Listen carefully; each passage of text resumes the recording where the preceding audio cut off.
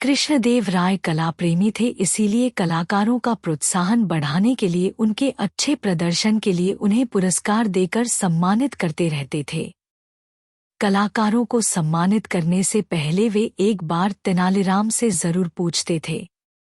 महाराज की ये बात तेनालीराम के विरोधियों को बहुत खलती थी।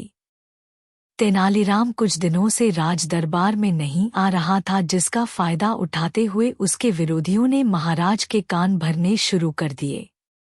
उनमें से एक विरोधी महाराज से बोला, महाराज तेनालीराम रिश्वतखोर है।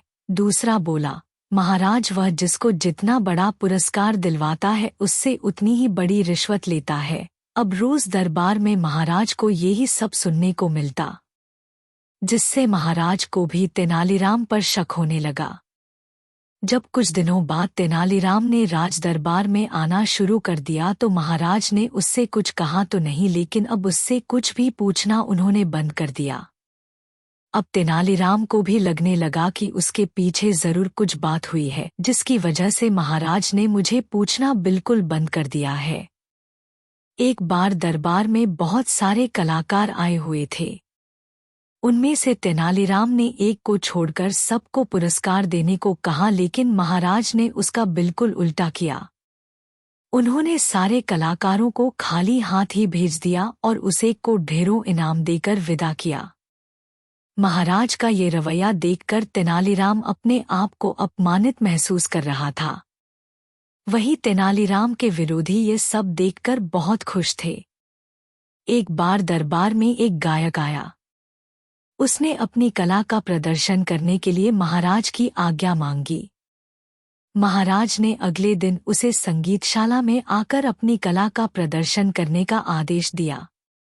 अगले दिन उस गायक का प्रदर्शन देखने के लिए संगीतशाला में काफी भीड़ जमा हो गई थी।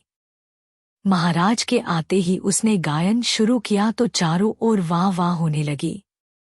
गायन समाप्त होते ही तेनालीराम बोला, तुमने बहुत अच्छा प्रदर्शन किया है।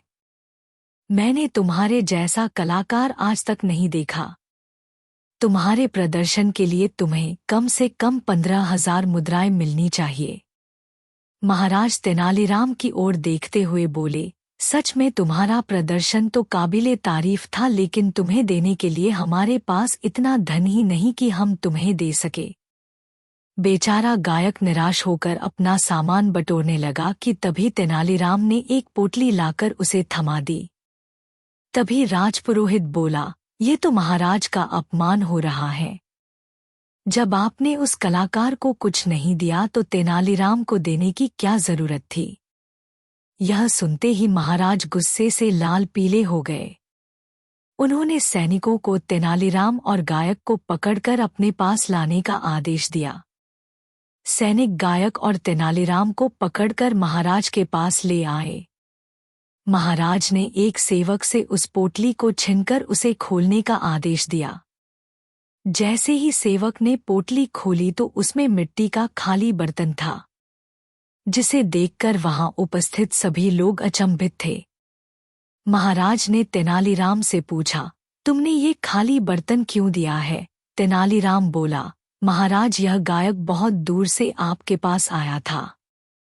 मैंने सोचा पुरस्कार न सही कम से कम इस खाली बर्तन में वाहवाही भर कर ले जाएगा, इसीलिए मैंने ये खाली बर्तन इसे दे दिया।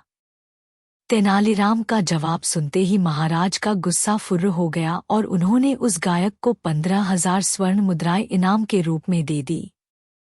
इस प्रकार तेनालीराम ने अपने बुद्धि बल से अपने विरोधियों की चाल पर पानी फेर दिया।